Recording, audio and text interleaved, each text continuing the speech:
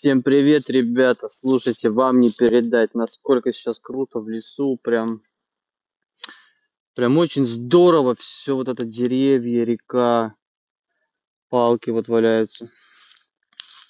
Хочется прям дышать полной грудью, настолько это нереальный вайб какой-то, в отличие от городской суеты и всего остального.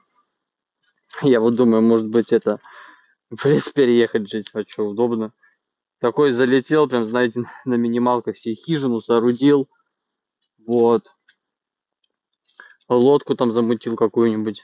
И вообще нормально, по кайфу прям двигаешься, живешь. Как вы думаете?